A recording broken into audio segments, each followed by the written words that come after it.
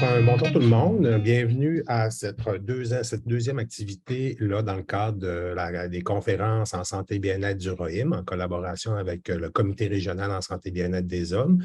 Donc, on vous remercie d'être présent à cette deuxième activité. Pour l'occasion, on reçoit Mme Sharon Cassé qui vient faire une conférence, sur l'approche orientée vers les solutions adapté pour l'intervention auprès des hommes. Donc, Mme Cassé possède une dizaine d'années d'expérience en formation, mais aussi en intervention là, auprès de la prévention du suicide. On vous invite aussi à mettre votre nom et le nom de votre organisation dans la zone de clavardage pour les fins de présence. On vous souligne aussi que la conférence est enregistrée.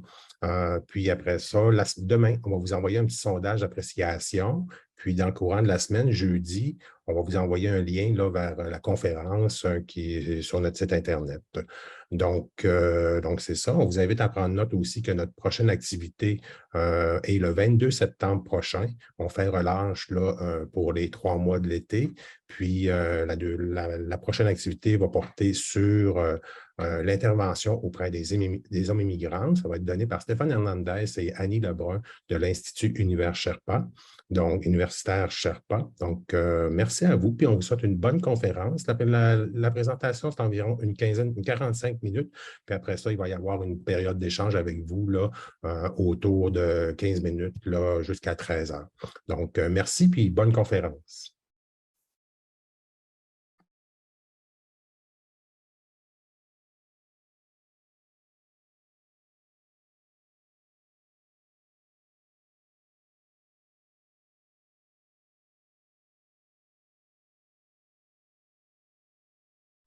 Sharon, ton micro. OK, on aura dit que je n'ai pas passé les 2 dernières années à faire du Zoom. Hein? Merci, Pierre.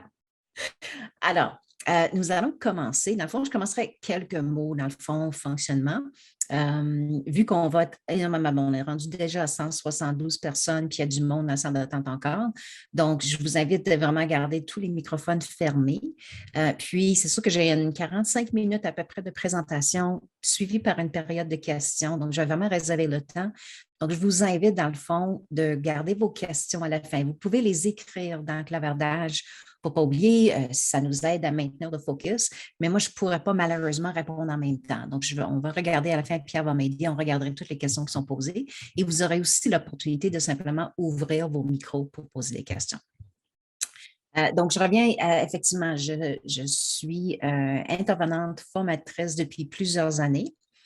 J'ai travaillé, dans le fond, en intervention dans les milieux dépendance, en prévention de suicide, en milieu scolaire, toutes sortes de clientèle. Et à travers toute mon expérience de travail, mais l'approche orientée vers les solutions, c'est l'approche que j'ai appris au début de ma carrière et que j'utilise depuis. Puis, je suis assez vieille, là, on parle de début des années 90. Donc, j'ai pas mal d'expérience dans l'approche. Et mon but aujourd'hui, c'est quand même de vous amener à voir comment l'AOS, l'approche orientée vers les solutions, ça peut être une option intéressante pour mieux aider les hommes. Donc, commençons dans le fond avec les objectifs de la journée. D'abord, de revoir la vision de la masculinité traditionnelle. Donc, quand on parle de mieux rejoindre les hommes, il y a 1000 façons d'être un homme. Il y a différentes définitions, définition, vision de masculinité. Ce qu'on vise dans la présentation, c'est les hommes qui s'adhèrent à une vision de masculinité traditionnelle. Puis quand on vise ces hommes-là, mais puisqu'en général, si on regarde l'ensemble des services en santé et en santé mentale, on va voir qu'ils sont sous-représentés dans les services. C'est plus difficile de rejoindre ces hommes traditionnels-là. Donc, c'est pour ça qu'on vise cette définition-là pour notre présentation. Donc, revoir cette vision de masculinité traditionnelle. En deuxième, de comprendre comment l'approche orientée vers les solutions, donc l'AOS, peut nous aider à mieux rejoindre ces hommes-là. Puis d'identifier les prochains pas pour ceux qui veulent en apprendre davantage. Puisque c'est sûr que dans une conférence midi, je ne peux pas vous donner une formation sur l'approche, mais j'espère vous donner une assez bonne vision de comment ça fonctionne l'approche pour que vous décidiez si c'est quelque chose que vous voulez faire. Puis à la fin de la présentation, mais quelques pistes pour ceux qui veulent apprendre, soit de prendre une formation ou des lectures, des outils que vous pouvez utiliser tout de suite. Alors, commençons avec revoir la masculinité traditionnelle. Dans le fond, c'est un des constats qu'on peut dire. Dans les dernières années, on a mis énormément d'énergie au Québec à regarder ce problème que ce soit plus difficile de rejoindre les hommes dans les services. Puis, malheureusement, dans plusieurs secteurs des services, dans la société en général, en voulant comprendre ce qui rend les hommes plus vulnérables, on a malheureusement conclu que la masculinité en soi est toxique. Puis c'est vraiment pas ça du tout le but des recherches qui ont été faites. C'est pas le but des services qui sont offerts aux hommes, mais malheureusement, il y a cette compréhension qui s'installe. Puis on sait que les hommes sont plus vulnérables, leurs taux de suicide sont plus élevés que les femmes, ils sont surreprésentés dans les problèmes de dépendance, d'incarcération, etc. Donc, il y a cette vulnérabilité, il faut les rejoindre, mais malheureusement, en faisant le lien avec la masculinité, comme société, on a commencé à comprendre que c'est la masculinité en soi qui est toxique. Puis, c'est donc leur faute si on l'a éduqué à les rejoindre dans les services. Puis, il faut les changer. Il faut que les hommes changent pour venir consulter puis avoir des services. Et ça donne évidemment un discours dévalorisant, culpabilisant, c'est démobilisant. C'est difficile de rejoindre les hommes si la société leur passe un message qui, comme ils sont, c'est pas correct, puis ils doivent changer pour avoir de l'aide. C'est un des messages que j'ai appris quand j'ai commencé à travailler en intervention qui m'a vraiment frappé, c'est de dire, mais un homme traditionnel, c'est pas une femme manquée. Puis c'est sûr que dans vos organismes, ce n'est pas ça que vous cherchez à faire, véhiculer ce message-là. Mais malheureusement, dans la société, on arrive de plus en plus à définir la masculinité traditionnelle comme toxique. Puis ça nous empêche de rejoindre ces hommes-là qui ne voudraient pas changer leur identité, leur façon d'être homme pour recevoir des services. Donc, il y a d'abord ça. Pour le rejoindre, il faut apprendre à d'abord accepter les deux côtés de la masculinité traditionnelle. Parce que oui, c'est vrai qu'il y a des contraintes de la masculinité. Plusieurs hommes vont nous dire ça. Il y a des contraintes de la masculinité traditionnelle qui vont rendre difficile la vie de ces hommes-là. Il va y avoir des limites, ça va être difficile. Mais en même temps, il y a aussi des côtés très beaux de la masculinité traditionnelle. Il y a des atouts, il y a des forces, il y a des avantages sur cette identité-là. Puis ce qu'on cherche quand on fait la OS, c'est comment on peut avoir une vision plus nuancée de ce phénomène-là. Donc, moi, j'aime ça, dans le fond, si on veut comprendre, pour moi, ce que je trouve le plus utile, c'est de personnaliser un peu. Donc, je vais vous présenter un modèle de masculinité traditionnelle. C'est l'homme masculin traditionnel que j'ai plus aimé dans ma vie, c'est mon père. Vous verrez 3 photos. Une photo à gauche de lui à l'âge de 14-15 ans. Un autre, l'année où je suis née. Vous verrez ce petit bébé-là, puis il n'est pas bien cute, là, j'avoue. Ce n'est pas la meilleure photo de moi. Je suis sans doute devenue plus cute après comme bébé, mais là, j'ai quelques mois seulement. Je suis née en novembre. Ça, c'est une photo à Noël. Puis une photo qui a été prise, dans le fond, où dans toutes les photos que j'ai lui, on voit vraiment plus l'énergie, le style de mon père. Puis mon père, c'était...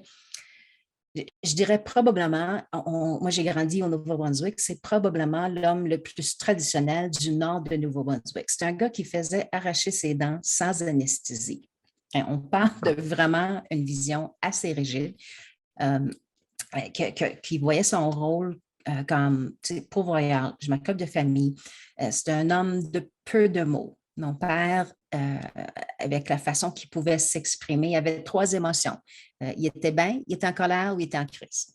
C'est un homme qui a vécu, si on regarde à gauche, là, il y a 14-15 ans dans cette photo-là, déjà, on ne voit pas dans le visage, dans son beau sourire, mais c'est déjà un garçon qui a vécu une vie assez épouvantable, côté abus physique, abus émotionnel, négligence, probablement même abus sexuel. Il est né dans une famille de 14 enfants. C'est le garçon le plus jeune. Puis c'était vraiment une maison de chaos, de violence et de situations extrêmes. Puis c'est en même temps un jeune homme qui a réussi à quitter cette maison-là, à se marier, à avoir 4 enfants, à bien élever ses enfants, à nous donner ce que moi je considère comme une enfance de rêve, honnêtement, malgré toutes les difficultés qui sont venues avec ça, malgré toutes ces difficultés de s'exprimer, malgré le fait qu'il gérait son problème, soit d'anxiété ou d'agressivité, avec un bon dosage d'alcool tous les jours, qui a quand même réussi à construire une vie stable, d'être un pilier de la communauté, d'élever 4 enfants, puis d'être vraiment un bon papa. Donc, c'est cet équilibre et il était capable de faire ça puisqu'il s'adhérait à des valeurs de masculinité traditionnelles. Puisque pour lui, un vrai gars, il s'occupe de ses enfants. Un vrai gars, il fait des quarts doubles au travail pour avoir assez d'argent de mettre de côté pour l'université, pour ses enfants, parce que lui, il n'a pas été capable de finir le secondaire. Un vrai gars, il répare les vélos de ses enfants à la fin de semaine, puis il s'occupe des enfants de tout du quartier. Un vrai gars, il travaille fort pour sa famille. Ce n'est pas un homme qui exprimait son amour par des mots. Je ne pense pas dans ma vie au complet, je l'ai entendu dire « je t'aime ». Pourtant, je savais toujours toute ma vie qu'il m'aimait. Puis si je veux exprimer de façon traditionnellement masculine, à exprimer un amour, je peux vous raconter le jour où, à 17 ans, j'ai détruit son auto, son premier char neuf qu'il a acheté dans sa vie, qui a mis de l'argent pendant des années de côté pour payer cash cette auto-là, un gros bateau d'un Oldsmobile. Et moi, j'ai eu un accident avec sa voiture. Je l'ai roulé 2 fois. Puis par total, complètement scrappé. Mon père arrive à l'hôpital où je suis gardée en observation parce que j'avais une petite commotion cérébrale. Personne n'est blessé. Puis il rentre dans la chambre d'hôpital où on me garde en observation, puis il me regarde, puis il dit, je m'excusez le langage, je le cite, inquiète pas pour les crises de char. Je me mets à pleurer de soulagement, puis une vague d'amour c'est son premier char neuf. Je viens de le scraper, puis ses premiers mots, c'est « inquiète pas pour le crise de char ». Il part pendant 1 an, puis je ne sais pas, il est rendu, je me dis, il est allé chercher un drink, il est allé chercher un café, il est allé jaser avec le médecin, je ne sais pas, mais il revient 1 an après. Puis j'apprends qu'il était parti parce qu'il est allé chez le concessionnaire pour chercher le dépliant pour la nouvelle auto qu'il va acheter avec l'argent des assurances. Puisque ce qui m'annonce, c'est qu'il avait vraiment regretté de ne pas prendre les vitres électriques, puis là, la nouvelle char, il va avoir des vitres électriques. C'est ça, c'est l'amour d'un papa traditionnel. Puis je n'aurais pas échangé ce moment-là, honnêtement, contre 1000 fois « je t'aime, Sharon ». Il y avait sa façon d'exprimer. Donc, ça, c'est quand on parle de masculinité traditionnelle, la masculinité traditionnelle a probablement sauvé sa vie. Ce sens de responsabilité, d'être travaillant, il y avait des difficultés. Puis, s'il était capable de nuancer des choses, ça aurait été un peu plus facile sa vie, mais c'est la masculinité traditionnelle qui a sauvé sa vie, puis qui a probablement m'a donné une belle vie, une belle enfance. Et ce gars-là, si on veut le rejoindre, il ne fera aucun compromis là-dessus. C'est un gars qui fait arracher ses dents sans anesthésie. Donc, il ne deviendra pas plus en contact avec ses émotions pour chercher d'aide. Au moment de difficulté, il faut être capable de le prendre comme il est, puis de le valoriser. Puis on pourrait dire, mais écoute, Sharon, c'est quand même une autre génération. Là. Mon père est né en 1948. Mais en même temps, je suis entourée d'hommes et de garçons un peu comme mon père. Tu sais, mon beau-frère qui est camionneur, mon neveu, les amis de ma fille qui a 19 ans, ces gars-là. C'est sûr que dans les générations qui ont suivi, on a nuancé un peu la vision. Il y a un peu moins de contraintes que mon père avait en grandissant, mais c'est quand même des garçons et des hommes qui ont cette vision traditionnelle. Puis je sais que ce n'est pas l'ensemble des hommes. Il y a des hommes qui ne sont pas là-dedans, mais pour ces hommes-là, ces garçons-là, si on veut qu'ils consultent, il faut être capable de valoriser leur façon d'être homme et leur façon d'être garçon. Alors, qu'est-ce que ça veut dire dans le fond? Et c'est pour ça qu'on propose l'AOS, puisqu'on pense que l'AOS, c'est peut-être, on va mieux rejoindre ces hommes-là, puisqu'on sera capable de les prendre où ils sont et de valoriser ça. Donc, pourquoi on propose l'AOS? Mais d'abord, pour vous rassurer, l'AOS, c'est quand même une approche thérapeutique légitime qui a 40 ans de recherche empirique qui démontre son efficacité. Donc, c'est basé sur les données probantes. Ce n'est pas exclusivement pour les hommes. Ça marche avec des femmes, des hommes, des familles, des couples, des ados, des enfants, des adultes. Mais il y a un intérêt particulier pour l'approche pour rejoindre les hommes. Puis quand on parle de recherche empirique, l'AOS a été développée de façon à peu près purement empirique. Plutôt que d'avoir une théorie sur le comportement humain et pourquoi on fonctionne, comment on fonctionne, l'AOS a été développée en faisant des interventions et en étudiant les résultats. Puis ce qui fonctionne, ce qui donne des résultats concrets, rapidement, on garde, puis ce qui ne fonctionne pas, on jette. Donc, déjà, ça s'inscrit quand même dans cette vision qui va avec la masculinité. C'est extrêmement empirique, c'est extrêmement pratique et ça nous permet de faire des changements dans la vie de quelqu'un dans très peu de sessions, des changements durables et majeurs, mais peut-être plus rapidement que d'autres approches. Pourquoi? Parce qu'on a une attitude différente, une posture différente, un chemin différent et des techniques différentes que la thérapie traditionnelle. Donc, regardons dans le fond, qu'est-ce qui explique peut-être cette réussite-là, mais on peut regarder d'abord les exigences de la masculinité qu'on peut comparer avec les exigences de la thérapie traditionnelle. Quand on n'est pas en AOS, quand on est des thérapies qui sont plus axées sur le problème, on va voir qu'il y a vraiment une collision entre les exigences de la masculinité traditionnelle et les exigences de la thérapie traditionnelle. Qu'est-ce que ça prend pour des hommes comme mon père? Pour être un homme, il faut rester en contrôle, il faut garder le contrôle. Pourtant, en thérapie, on va demander qu'il laisse aller le contrôle, que ce soit partagé ou peut-être même l'intervenant qui va prendre le contrôle de la situation. Il faut, pour être un vrai homme dans la vision traditionnelle, il faut montrer sa force. Pourtant, en thérapie traditionnelle, il faut montrer ses faiblesses. Il faut être stoïque. Pour être un homme traditionnel, en thérapie traditionnelle, il faut exprimer ses émotions. Il faut être dans l'action. Les hommes, en thérapie traditionnelle, c'est basé surtout sur parler de ce qu'on vit. Pour être un homme traditionnel, il faut sauver la face en tout le temps. Assez souvent, en thérapie traditionnelle, il faut admettre ses erreurs.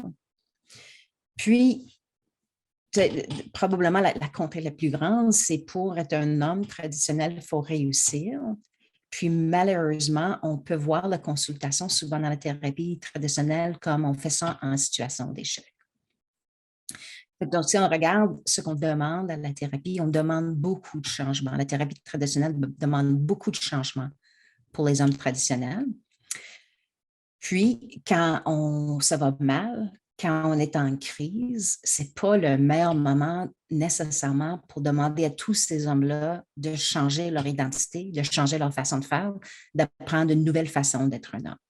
Puis encore, je ne dis pas que pour certains hommes, ils ne vont pas être capables de le faire, mais on cherche à rejoindre les hommes qui ne consultent pas, entre autres à cause de ces exigences-là qui sont en collision avec leurs valeurs et leur façon d'être homme.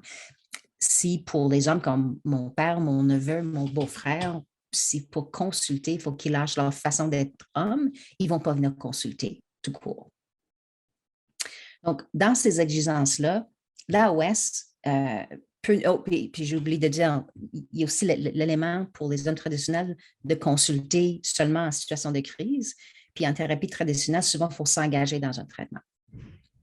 Donc, l'AOS peut nous donner vraiment une autre vision qui nous permet d'intégrer les exigences de la masculinité traditionnelle, puisqu'en AOS, c'est le client qui décide du but.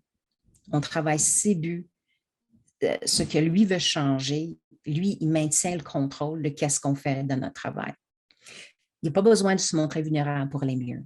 On va parler de contextes où il est plus en contrôle. On lui permet de reprendre le contrôle de sa vie. Si l'homme a besoin de montrer sa force, mais en AOS, il va avoir des questions détaillées sur ses forces. Encore, c'est pas mal. On n'a pas besoin de parler de ses faiblesses pour aller mieux. Il pourrait le faire s'il veut, mais ce ne sera pas un passage obligatoire pour aller mieux dans la vie, parler de ses faiblesses.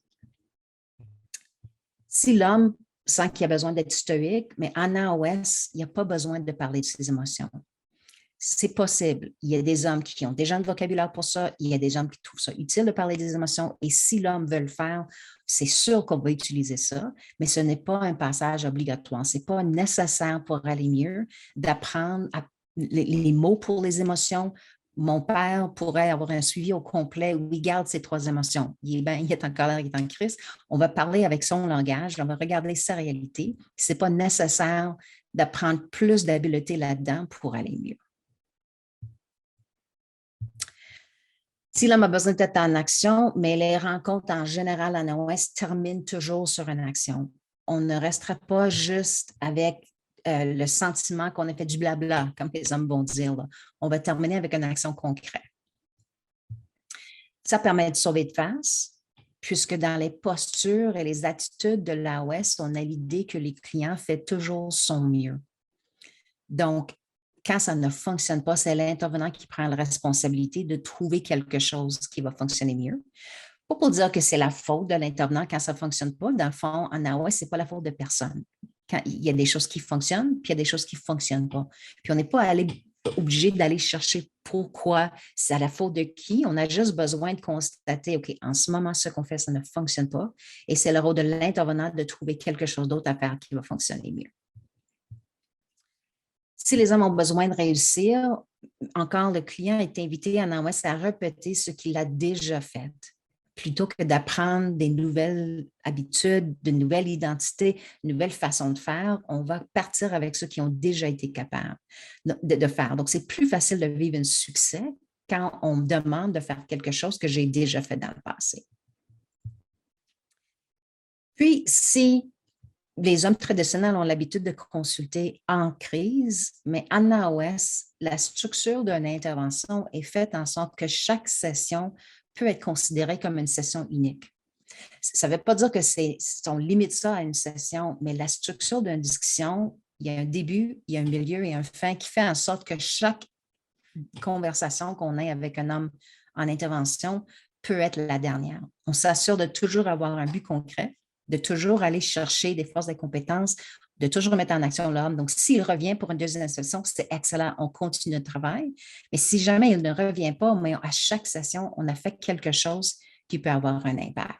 Donc, évidemment, ça nous aide beaucoup avec les hommes qui sont en crise, puisqu'on sait qu'il n'y aura pas de session qu'on passe juste à faire une évaluation. Il n'y aura pas des sessions qu'on passe juste à jaser. À chaque session, il va y avoir quelque chose de concret, pratique qui va l'aider. Donc, ça, c'est l'arrimage au niveau des exigences, des valeurs, des postures. Maintenant, on irait voir comment on veut décrire l'AOS en quelques mots. Un des défis quand on fait des conférences ou des formations sur l'AOS, c'est que c'est une approche qui est plutôt simple à comprendre sur le plan théorique. C'est complexe à pratiquer. Donc, essayer de résumer l'approche au complet dans un 45 minutes, c'est un petit défi, mais je pense qu'on peut quand même, si on va au plus essentiel de l'approche, il y a ces 4 étapes-là. D'abord, nos interventions ont pour but d'identifier où l'homme veut aller, où il est rendu en ce moment, comment il a réussi à se rendre jusqu'à là, puis c'est quoi le prochain pas pour avancer dans la bonne direction. Si on veut le résumé le plus simple de l'approche, c'est ça. Donc, pour chacune des sections, je vais vous donner une petite idée d'où ça vient. Je vous donnerai quelques exemples de comment on fait ça en AOS. Encore, le but, ce n'est pas de vous donner une formation nécessairement, mais de vous donner une idée de qu'est-ce que c'est, puis de comment ça fonctionne, qui vous aiderait à décider si ça vous intéresse d'apprendre plus. Donc, on commence avec le premier pas dans une intervention AOS, c'est aider l'homme à identifier où il veut aller. Puisque ce n'est pas toujours clair. Souvent, on arrive en intervention, ils arrivent avec une idée de qu'est-ce qu'ils ne veulent plus, ou ils arrivent carrément sans savoir parce que c'est quelqu'un d'autre qui a insisté, qui vient de chercher d'aide, puis il n'y a pas vraiment d'idée lui-même où est-ce qu'il veut aller. Donc, la première tâche de l'intervention AOS, c'est d'identifier ce but-là. On l'aide à imaginer, à décrire, c'est ces buts qu'on vise ici. S'il est là parce que son couple va mal, c'est ça qu'on va travailler. Même s'il y aura d'autres choses, d'autres comportements à travailler, la consommation d'autres choses, mais c'est pour lui, ce qui est important, c'est d'améliorer son couple, mais c'est là où on va commencer avec lui parce que c'est ses buts à lui. Puis on prend pour acquis que s'il y a d'autres comportements de sa vie qui dérangent vraiment, mais sans doute, s'il veut que son couple aille mieux, probablement, ça va impliquer du travail sur d'autres choses aussi. Mais on l'aborde avec son but à lui, parce que c'est ça qui l'amène. Puis s'il est là parce que quelqu'un d'autre a insisté qu'il vienne, mais on s'intéresse à cette personne. S'il est là parce que sa femme a insisté, s'il est là parce que le cours a ordonné, parce que c'est son agent de probation, c'est sa soeur, c'est sa mère, c'est quelqu'un d'autre qui insiste qu'il vienne chercher d'aide, mais on prendrait le temps en AOS de quand même trouver un but pour l'homme. Puis ça pourrait être aussi simple de se dire, mais qu'est-ce que cette personne-là a besoin de voir pour arrêter de s'inquiéter? Qu'est-ce que cette personne a besoin de voir pour ne plus insister que tu viennes? Mais, donc, on va quand même viser un but qui lui appartient, encore pour qu'il puisse garder le contrôle, qu'il puisse sauver face, pour qu'il puisse avoir une impression qu'on s'en va vers l'action. Donc, des questions, plutôt que de commencer notre rencontre avec quel problème t'amène ici, où on va plonger l'homme dans les défauts, dans les problèmes, dans les difficultés, les symptômes, les échecs, les vulnérabilités. On va commencer avec, quand tu vas sortir d'ici, quels seront les premiers indices que cette rencontre a été utile? Un autre exemple d'une question du début, supposons que tu arrives et tu es à ton meilleur. Qu'est-ce que tu fais en premier? Et ensuite, qu'est-ce que tu fais? Qu'est-ce que tu dis? Qu'est-ce qui se passe dans ces moments-là? Donc, vous voyez ce début d'intervention et on est quand même déjà dans une vision d'action. C'est ses buts à lui. On le met en contrôle de la situation. Puis, évidemment, ce qu'on cherche dans ces questions-là, c'est une réponse riche et détaillée. Il faut prendre vraiment le temps de comprendre du début à la fin exactement où il veut aller. Donc, les questions sont là sommaires sur une feuille, mais on parle d'une discussion qui va durer peut-être 10, une quinzaine de minutes en début de rencontre où on va vraiment explorer en détail où l'homme veut aller. La question principale après, c'est, mais supposons que tu arrives à faire ça, quelle différence ça fait pour toi? Ça nous permet d'aller chercher, par exemple, quand c'est quelqu'un d'autre qui a insisté qu'il vienne chercher d'aide, même si je fais ça, même s'il fait ça pour que l'autre soit content, pour que l'autre arrête d'insister, pour que l'autre arrête de chialer, mais on viendrait quand même chercher, supposons que tu le fais, quelle différence ça ferait pour toi? Qu'il peut voir aussi que lui a un gain à atteindre s'il travaille ce but-là. Donc, le but l'appartient complètement. Quand on a vraiment une bonne idée de où l'homme veut aller, on prendrait le temps avant de le mettre en action, avant d'essayer de résoudre des problèmes, avant d'essayer de changer des comportements. D'abord, on va identifier où il est rendu en ce moment et on va valoriser ça, puisque s'il est dans nos services, même si ça fait très, très mal, il a déjà fait du chemin. Il a fait quelque chose pour ne pas abandonner. S'il se présente, peu importe la raison, qu'il voulait lui-même avoir de l'aide ou quelqu'un a insisté, s'il est dans vos bureaux, s'il est au téléphone avec vous, s'il est avec vous pour des services, ça veut dire qu'il a fait quelque chose déjà pour ne pas abandonner, pour accepter de venir, même si ce n'est pas son idée. Et puis, on va valoriser ça. Puis encore, puisqu'on est dans le sauver-face, garder contrôle, puis augmenter le sentiment de réussite qui va l'aider plus à accepter d'aide, puis qui va avoir un grand impact sur le lien qu'on va avoir avec lui. Donc, si on veut identifier où il est rendu en ce moment, le valoriser, plutôt que de commencer avec c'est quoi ta plus grande difficulté, qu'est-ce qu'on va travailler comme problème, ça c'est une approche axée sur les problèmes.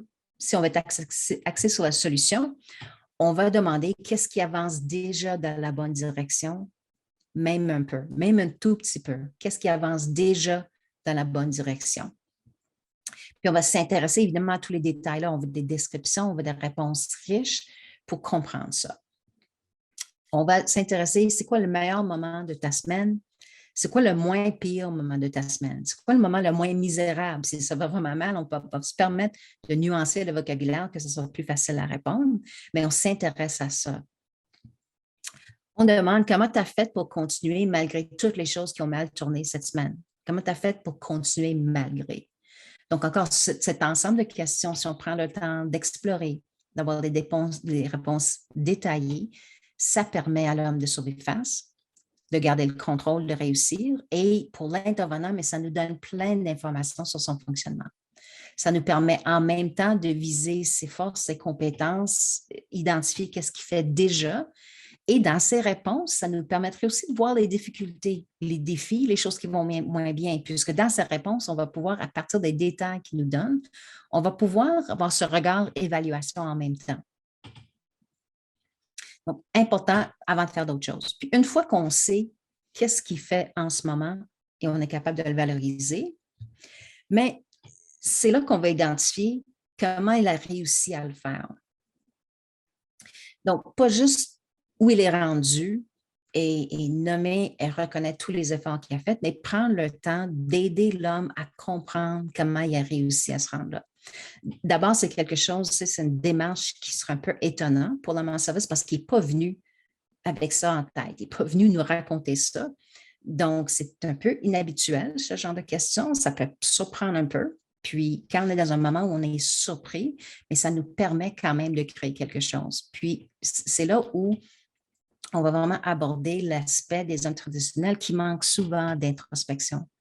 C'est souvent difficile pour eux de mettre en mots leur état d'âme, leur fonctionnement, de s'analyser, puis d'expliquer leur comportement. Ça, pour un homme traditionnel, ça peut être un grand défi. Donc, ça devient la responsabilité de l'intervenant de l'aider à identifier. Plutôt que de faire l'introspection, peut-être on va faire l'extrospection. On va demander à l'homme de nous raconter des moments. Comment tu as fait vraiment? Je veux tout comprendre. On va poser des questions très pointues, puis on va venir chercher beaucoup de détails dans ses réponses, qu'on puisse l'aider à identifier. Si lui n'est pas capable de faire l'analyse de ses forces et de ses compétences, mais à travers ses histoires, à travers ses anecdotes, à travers ses réponses à nos questions, on sera capable de le faire avec lui, de nommer des choses, de mettre en mots des compétences pour l'aider à comprendre. Puis évidemment, quand on peut concrétiser, quand on peut vraiment avoir une vision détaillée de ses forces et des compétences, mais il y a plus de chances qu'il réutilise ces compétences-là. Alors, comment on le fait? Plutôt que de dire, tu as besoin d'apprendre des nouvelles stratégies, je vais t'aider, encore dans un moment de crise, dans un moment de grande difficulté, ce n'est pas le moment d'apprendre. C'est le cerveau humain ne fonctionne pas très bien en mode d'apprentissage quand on est en crise. Puis ça, ce n'est pas une question de volonté ou d'engagement à un traitement, c'est vraiment une question neurobiologique. Comme vous savez, quand on est en état de crise, mais notre cerveau agit comme si on était en danger physique. On va avoir des niveaux de cortisol élevés dans le cerveau, on va avoir de cortisol. Il y a plein de choses qui se passent dans le cerveau qui rendent difficile l'apprentissage. Donc, plutôt que de demander un apprentissage, on va identifier comment ils ont déjà réussi à se rendre jusqu'à là. Puis on va pouvoir le faire puisqu'il n'y a aucun problème qui touche les hommes qui est là tout le temps, à 100%, 7 jours sur semaine, 365 jours par année. Il y a toujours des moments dans les problèmes où c'est un peu moins grave. Il y a toujours des petits moments où même si le problème de là, ce n'est pas vécu de la même façon. Il n'y a personne qui frappe absolument à chaque fois qui est frustré. Il n'y a pas d'homme qui consomme absolument à chaque fois qui a envie de consommer dans la quantité qu'il a envie. Il y aura des petits moments où il consomme moins, où il ne consomme pas du tout. Il n'y a personne qui a des symptômes graves de dépression sur une ligne plate, comme ça, tout le temps, sans variation. Il y a toujours des variations. Mais les hommes en difficulté ne perçoivent pas toujours ces variations-là. Ça peut être difficile de les voir quand on est à beaucoup de souffrance. Donc, notre travail vient d'aider les hommes à voir les variations, à voir les stratégies qu'ils ont déjà mis en place, à voir des moments où le problème est moins grave et à voir le moment où le problème n'est pas là du tout. Donc, on va poser des questions. Notre travail sera vraiment autour de ça. Tu as déjà été capable de faire des choses. Si on s'intéresse à ce que tu fais quand ça va mieux, on pourrait voir comment les répéter, le bonifier. Parle-moi d'un moment ou d'un contexte où tu as ton meilleur. Parle-moi d'un moment où tu as réussi à ne pas frapper. Parle-moi d'un moment où tu penses que dans ta tête à toi, tu disais, mon Dieu, il mérite vraiment une claque sur la gueule, ce gars-là, puis tu ne l'as pas fait. Tu étais capable de te contrôler puis de ne pas frapper. Parle-moi de ce moment-là. Puis encore, on ne demande pas l'introspection, on demande une anecdote. Raconte-moi ce qui s'est passé la fois où tu n'as pas frappé. Raconte-moi ce qui s'est passé la fois où tu as moins consommé. Raconte-moi la fois où tu pensais au suicide, mais tu as réussi à maintenir le contrôle et à ne pas faire une tentative, même si c'était difficile. qu'est-ce que tu as fait? Raconte-moi comment ça a commencé, puis qu'est-ce que tu as fait ensuite, puis qui était là, puis qu'est-ce que les autres ont remarqué, puis raconte-moi en détail cette histoire-là.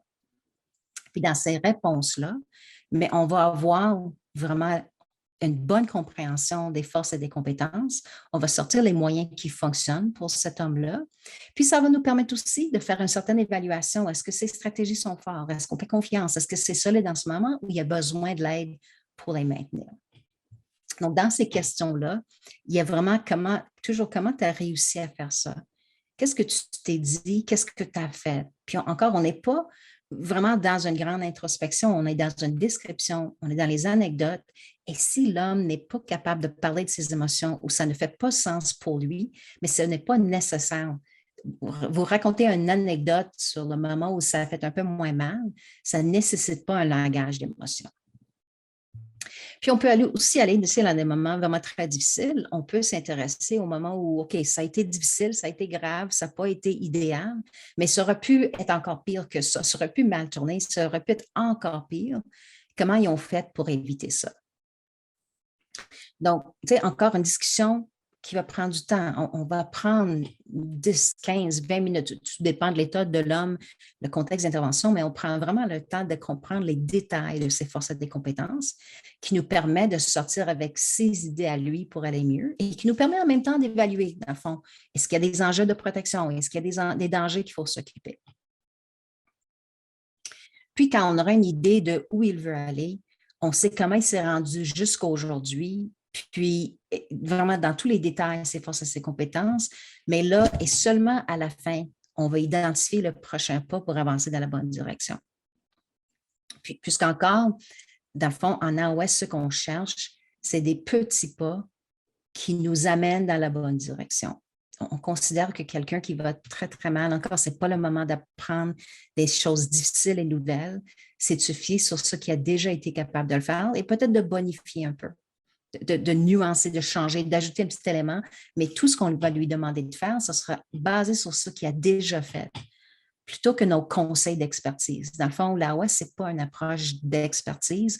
Mon expertise comme intervenante en AOS, c'est de poser les bonnes questions pour identifier la destination, où il veut aller, comment il s'est rendu jusqu'à maintenant, identifier ses forces et compétences, les stratégies qui marchent pour lui, puis de l'aider à choisir le prochain pas pour avancer dans la bonne direction. Donc, ça repose l'AOS sur l'idée que des petits changements peuvent amener des plus grands changements. Dans le fond, si on est capable de mettre l'homme en action, si on peut commencer, c'est ça notre responsabilité. Puis on espère que les hommes restent pour le plus de services qu'on peut donner. Mais notre première responsabilité à chaque session, c'est de comprendre où il veut aller, comment il s'est déjà rendu aujourd'hui, puis comment il a déjà réussi dans le passé pour qu'on puisse le mettre en action aujourd'hui. Donc encore, il y a les éléments qui rejoignent les hommes traditionnels, c'est viser sa compétence, lui permettre de sauver de face, d'être dans l'action, d'être dans la réussite, le contrôle. Ça, c'est quelque chose qui parle aux valeurs traditionnelles des hommes. Donc, identifier le prochain pas pour avancer dans la bonne direction, plutôt que si tu changes tes comportements malsains, ça va aller mieux. Je pense que tu devrais et donner des conseils. On va revenir sur la discussion qu'on vient d'avoir. Dans tout ce qu'on a discuté aujourd'hui, c'est quoi la chose la plus utile pour toi? De quoi veux-tu, toi, te souvenir le plus? C'est quoi l'élément que toi, tu penses est le plus important que tu vas faire quand tu sors d'ici? Donc, on sort de chaque rencontre avec un engagement concret qui est vraiment basé sur ce qu'il a déjà fait. Encore, on n'est pas dans nos solutions d'expertise, nos bons conseils. On choisit parmi ses moyens à lui d'aller mieux, qu'est-ce qu'il mettrait en place. Puis probablement, il va y avoir plusieurs moyens, mais quand on a plusieurs moyens, on demande quand même qu'il fasse le choix. C'est si dans notre discussion, on a été capable de dire, tu vois que tu as déjà été capable dans un moment de colère, de te parler un peu, de changer le message dans ta tête. Tu as déjà été capable de t'éloigner physiquement, d'aller dehors pour t'éloigner de la situation pour ne pas frapper. Tu as déjà été capable de prendre une petite marche avec ta cigarette pour te calmer un peu, puis ça t'a aidé. Tu as déjà été capable on nomme tout ce qu'on a entendu parce qu'on est allé chercher ces détails-là. On a quand même passé un bon moment d'intervention pour bien définir, pour bien décortiquer. Donc, on peut à la fin lui faire la liste de toutes les choses qu'on a entendues, puis on lui demanderait de faire un choix. Supposons que tu décidais de faire une de ces choses-là, tu commencerais avec laquelle? Puis encore, si je nomme 5 ou 6 moyens pour lui de contrôler son agressivité, sa colère, probablement, il va faire plus qu'une chose, mais je demande qu'il fasse juste une chose, puisque ce qu'on veut, c'est qu'il vive la réussite. Puis ce sera mieux qu'il réussisse à faire une chose que je lui donne une liste de 3 choses à faire, puis qu'il rate 2 sur 3. Donc, en AOS, on cherche des petits pas, hors de tout doute, garantis que l'homme puisse vivre une réussite dans ses actions qui vont suivre des interventions, qui vont vraiment nourrir ce sentiment de « je suis capable », puis qui les aidera peut-être à revenir pour un 2e, un 3e, un 4e session. Et l'autre chose qu'on peut dire sur l'AOS, dans le fond, si on mise les petits changements, puis c'est une chose qu'on observe beaucoup dans les recherches sur l'AOS. Des fois, on met en place des petits changements qui vont avoir des grands impacts dans la vie de la personne, puis on ne comprend même pas toujours c'est quoi le lien entre les deux. Les petits changements ont tendance à faire des plus grandes vagues ailleurs dans la vie de l'homme. Puis l'hypothèse, c'est que le comportement humain, c'est un système assez complexe. Puis dans un système complexe, si je bouge un morceau, il va avoir un impact sur d'autres choses ailleurs. Donc, si on veut que le gars monte la montagne, on n'hésite pas quand c'est possible de prendre un raccourci. C'est une façon plus facile de faire. S'il y a une façon de gérer qui n'est peut-être pas exactement ce qu'on demande, peut-être à la place de faire la méditation pour gérer son anxiété, il prend une bière. Mais s'il est capable de prendre une bière sans se faire mal, si ça ne dérange pas, si ça ne cause pas d'autres problèmes dans sa vie, mais on va lui permettre de garder les stratégies qui fonctionnent pour lui, tant que ça fonctionne vraiment et ça ne cause pas d'autres problèmes. Donc, on n'hésitera jamais à prendre des raccourcis. Puis, on a l'idée en AOS que si ce n'est pas brisé, on ne le répare pas. Ce n'est pas se briser point de vue de l'homme, on ne le répare pas. Donc, oui, on va accepter des stratégies qui ne sont pas écrites dans les livres, qui ne sont pas recommandées par des experts, mais on évalue chacun des stratégies de l'homme, puis ça marche vraiment et ça n'augmente pas le danger et ça ne nuit pas dans ses buts à lui, mais on va l'accepter. Encore pour permettre à l'homme de vivre une réussite, de maintenir le contrôle de sa vie, puis d'avoir une vision des services qui lui donneraient le goût de revenir. Alors, ça vous donne un topo rapide de l'AOS. Puis je sais que c'est rapide. Dans 45 minutes, ça vous donne une idée, dans le fond, des étapes, des structures, le genre de questions qu'on pose, l'attitude, la posture qui est un peu différente. Si vous trouvez ça intéressant, si votre curiosité est piquée, si vous voulez poursuivre, dans le fond, dans les documents qui est diffusé, il y a une liste de lecture, il y a des heures de lecture et des lectures gratuites. Il y a des outils que vous pouvez aller télécharger, les adresses sont là. Il y a des livres, il y a des articles, il y a des choses traduites en français. Il y a quelques outils, parfois, malheureusement, beaucoup de recherches sur la West Side des États-Unis en anglais et ça prend du temps de traduire les derniers livres. Donc, on s'est permis de vous donner aussi des livres en anglais pour des références plus récentes, mais il y a vraiment en anglais et en français des heures de lecture à faire. Puis si jamais ça vous intéresse une formation sur la West pour vraiment apprendre comment le faire, mais le site web est là pour aller chercher ces informations-là. Alors, je vais arrêter le partage d'écran puisque je suis assez contente d'arriver pile à l'heure que je devais en faire. On a dépassé par 1 minute. Ce n'est pas la fin du monde, hein, Pierre? Non, ce n'est pas la fin du monde, Sharon, c'est pile poil. Ben, merci beaucoup. On a déjà Andréane qui voudrait poser une question. Donc, je vais inviter Andréane à lever la main, pas à lever la main, à ouvrir son micro.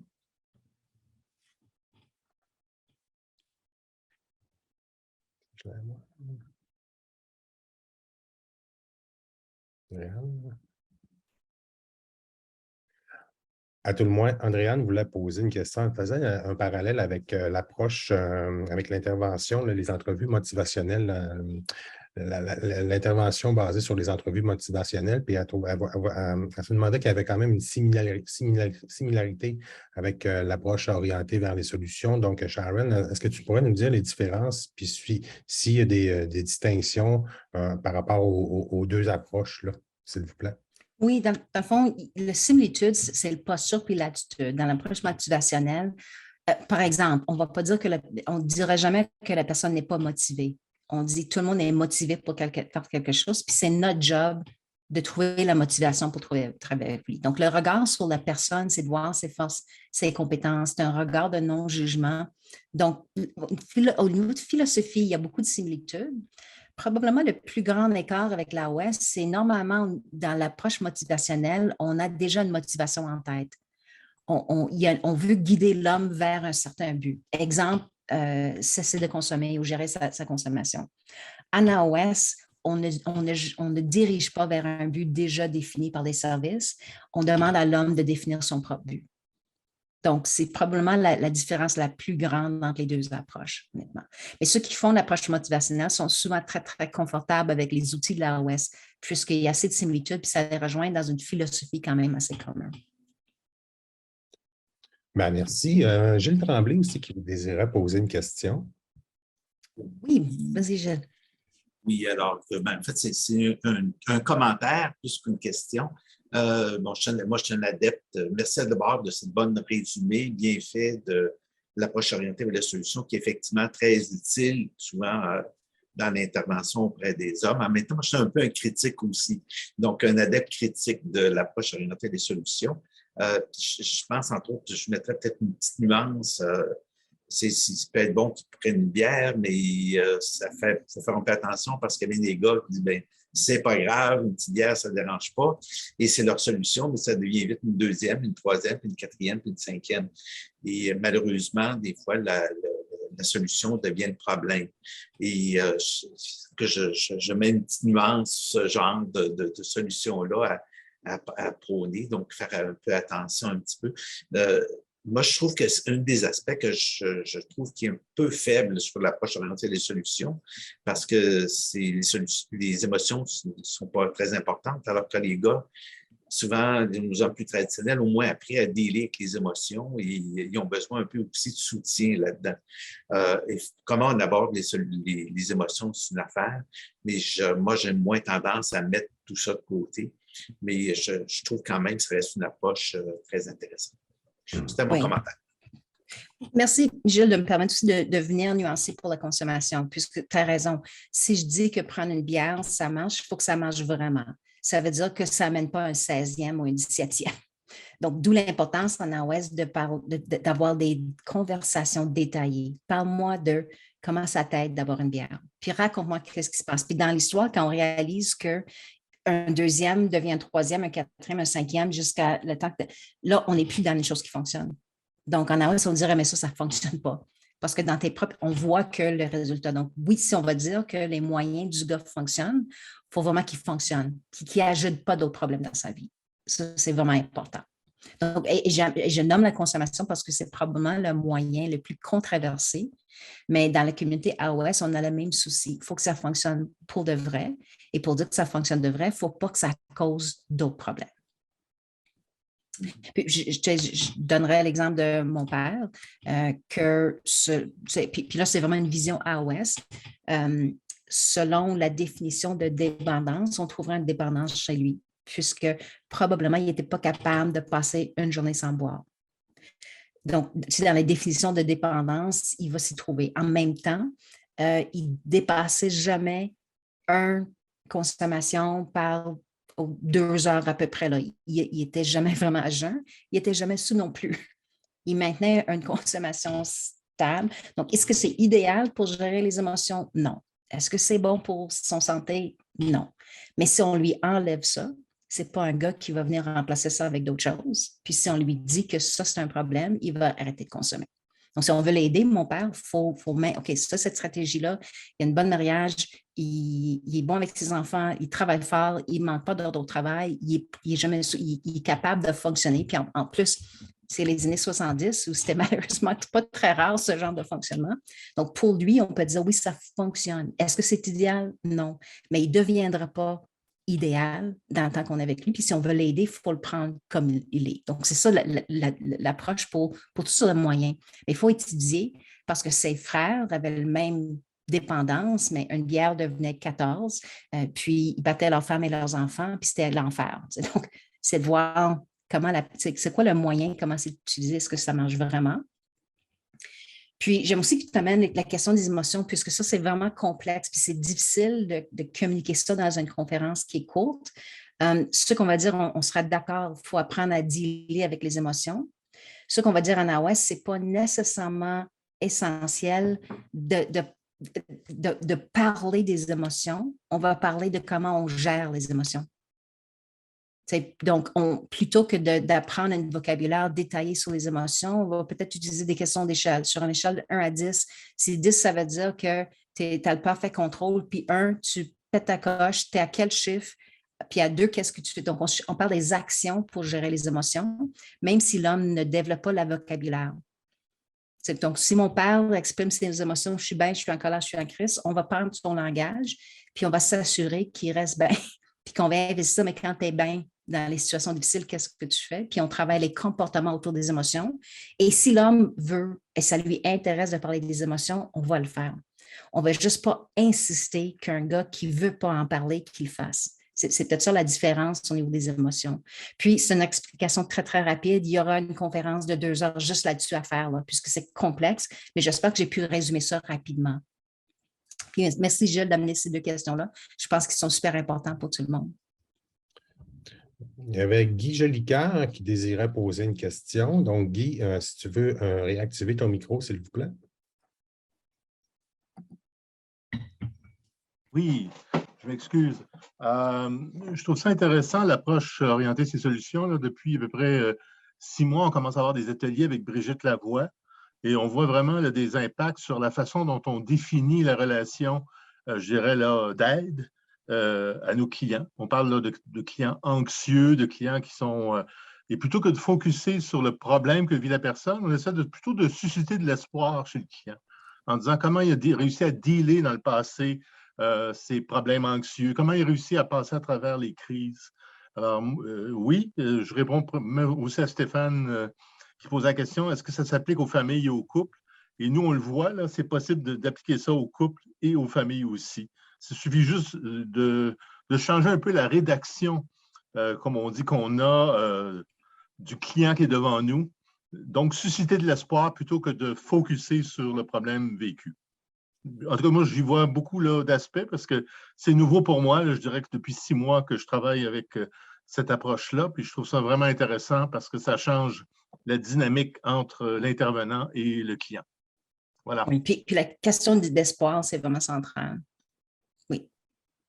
Je regardais rapidement le coin d'œil dans les commentaires. Quelqu'un a mentionné que oui, pour les hommes, ça peut marcher pour les femmes aussi. Puis effectivement, il y a un bon nombre de femmes qui ont ces valeurs similaires. Là.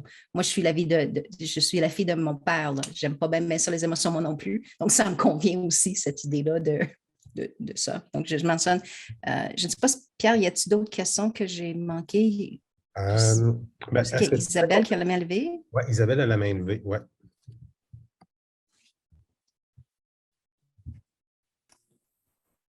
Oui.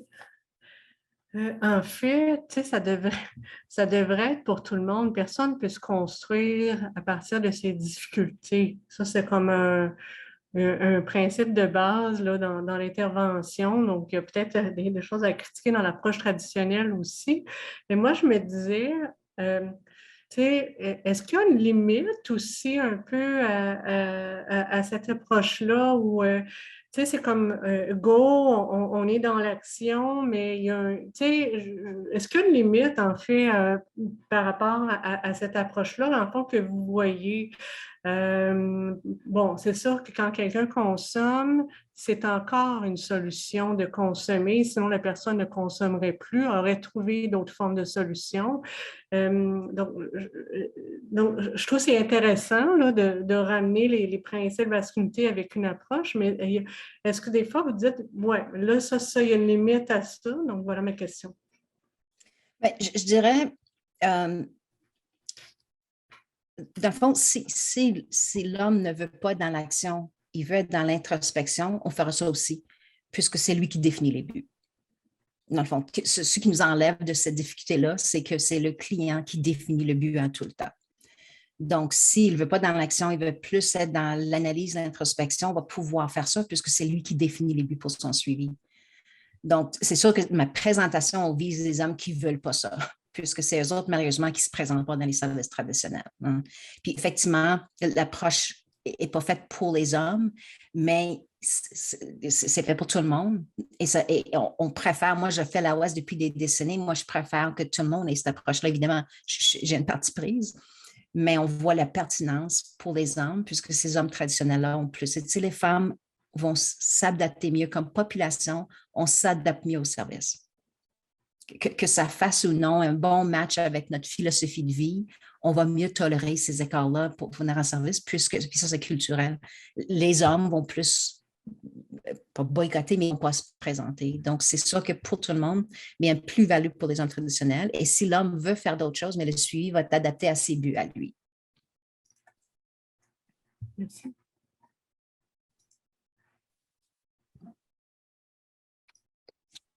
J'ai pas d'autres interventions. On n'a pas d'autres interventions en liste, donc pas d'autres commentaires aussi, sauf que tout le monde mentionne que c'est très intéressant tout ça. Tout va bien, il y a Bruno qui demande quelle est la première question pour lui faire prendre conscience de ce qu'il y a derrière le « tout va bien ». Ça dépendrait de beaucoup pourquoi le gars est arrivé dans nos bureaux. Dans le fond, s'il est arrivé parce que quelqu'un d'autre a insisté, on dirait, je comprends pour toi si tout va bien, mais ta conjointe voulait quand même que tu viennes me voir. Qu'est-ce que tu penses qu'elle a besoin de voir pour être d'accord que tout va bien? Ce serait une façon d'aller chercher qu'est-ce que l'autre personne a insisté. Si c'est l'homme qui arrive de son propre gré, on pourrait dire, OK, bien, parle-moi de ça, tu me dis tout va bien. On demanderait une explication plus détaillée. Parle-moi de comment, et si ça ne va pas vraiment bien, ce serait extrêmement difficile de répondre à ces questions. Si je passe du temps pour comprendre comment ça va bien, mais soit que ça va vraiment bien, puis il y a des vrais éléments qu'on va pouvoir récupérer, ou ça va un peu bien, il y a des choses qui sont correctes, puis d'autres choses vont sortir dans ces réponses. Puis ultimement, ce qu'on fait en début de discussion, c'est quand même d'identifier un but. Qu'est-ce qu'il veut? Au niveau du suivi, comment il va savoir que ça valait la peine de venir? Quel changement qu'il va porter? Donc, ces deux discussions ensemble devraient nous amener à quelque part avec cet homme-là.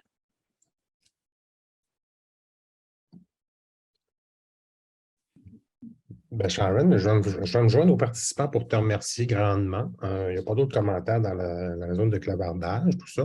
Je vais rappeler aux participants qu'on va vous envoyer demain un petit sondage d'appréciation. Le lien de la conférence vidéo va vous être envoyé jeudi plus tard cette semaine. Puis aussi, on va vous transmettre le document de présentation. Pour celles et ceux qui le veulent aussi, on va vous soumettre, on va vous envoyer une attestation de participation à cette conférence-là. Avant de conclure, je vais donner la parole à M. Lortie qui vient de lever la main. Donc, M. Lortie, la parole est à vous.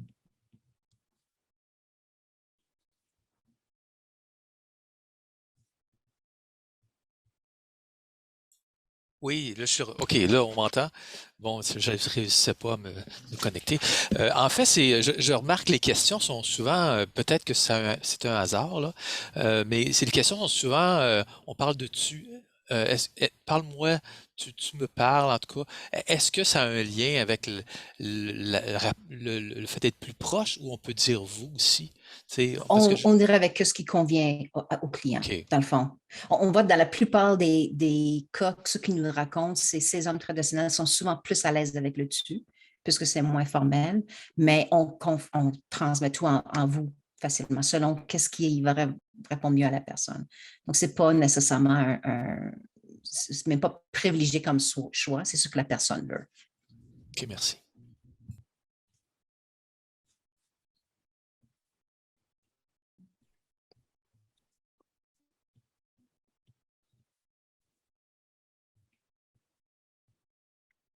Je vous remercie beaucoup de votre présentation au nom du ROHIM puis des membres du ROHIM. Alors, merci encore à Sharon. On vous invite à prendre note aussi que notre prochaine activité, notre prochaine conférence est le 22 septembre prochain.